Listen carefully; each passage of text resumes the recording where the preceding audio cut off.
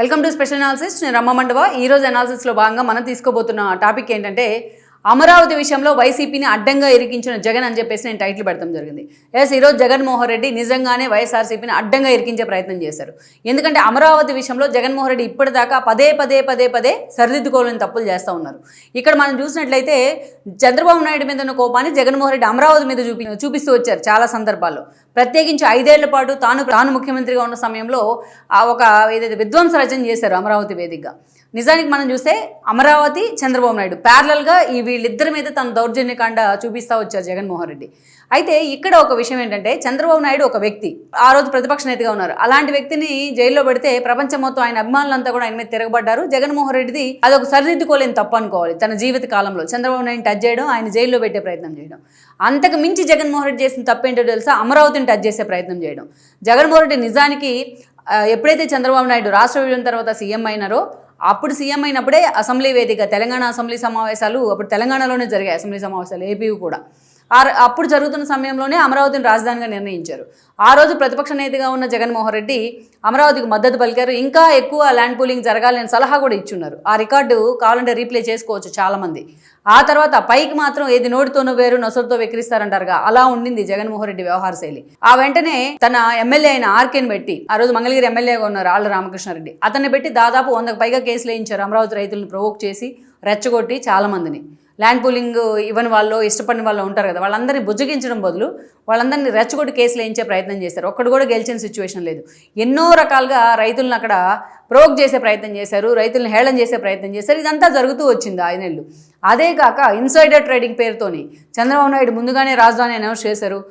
మొత్తం ఆ పార్టీ నేతలంతా భూములు కొన్నారు అని చెప్పి కేవలం కమ్మ సామాజిక వర్గానికి చెందిన నేతలను మాత్రమే టార్గెట్ చేసేవాళ్ళు. మరి ముందుగానే చంద్రబాబు నాయుడు అనౌన్స్ చేశారు కదా, అనౌన్స్మెంట్ అంటే అది అధికారిక ప్రకటనే కదా. జగన్మోహన్ రెడ్డి పార్టీ నేతలు ఎందుకు కొనుక్కోలేదు భూములు? అంతా ఒక హంబక్ అనమాట. ఉన్నదాన్ని లేని దాన్ని ఉన్నదిగా క్రియేట్ చేసే ప్రయత్నం చేశారు. ఒక్కటంటే ఒక్క ఆధారం కూడా ప్రూవ్ చేయలేకపోయారు. కోర్టులో కేసులు వేసే ప్రయత్నం చేశారు. అది అయిపోయింది. ఆయన అధికారంలోకి వచ్చారు. రావడమే ప్రజావేదిక కూల్చేశారు. రెండో నిర్ణయమే 3 రాజధానులు అన్నారు.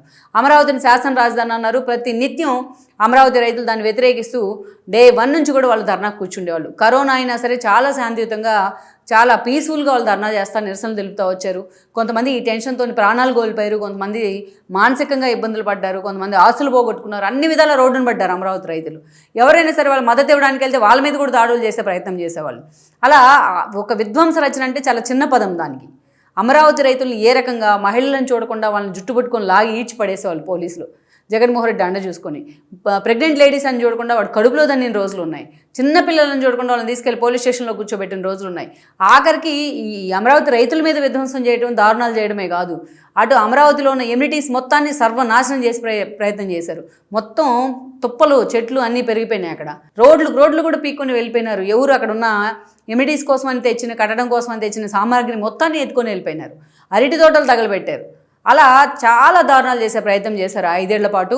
సో నేను ఎప్పుడు చెప్తా ఉంటాను, జగన్మోహన్ రెడ్డి ముఖ్యమంత్రి స్థానంలో వ్యక్తి ఒక రాజు అనుకుంటే, ప్రభుత్వం రాజ్యం అనుకుంటే, తన రాజ్యంలో ఉన్న ప్రజలు అమరావతి రైతుల రూపంలో ప్రజలు అనుకుంటే వాళ్ళు కన్నీళ్ళు పెడతా ఉంటే ఏ రాజ్యానికి ఏ రాజుకి కూడా అది శోభనివ్వదు. కానీ ప్రతి నిత్యం వాళ్ళు కన్నీళ్ళు పెట్టుకుంటానే ఉండేవాళ్ళు జగన్మోహన్ రెడ్డి చుట్టూరని. వాళ్ళు తట్టుకోలేక ఆయన పరదాలు కట్టుకుని వెళ్ళేవాళ్ళు సెక్రటేరియట్ కూడా. ఇది 5 నిమిషాల్లో వెళ్లాల్సిన సెక్రటేరియట్. సో అలా ఆ పాపాలన్నీ జగన్మోహన్ రెడ్డికి శాపాలు అయ్యే 11 సీట్లకు పరిమితమయ్యారు. మొత్తం క్లియర్ కట్గా కూటమికి మొన్న మ్యాండేట్ వచ్చింది అమరావతికి సంబంధించి.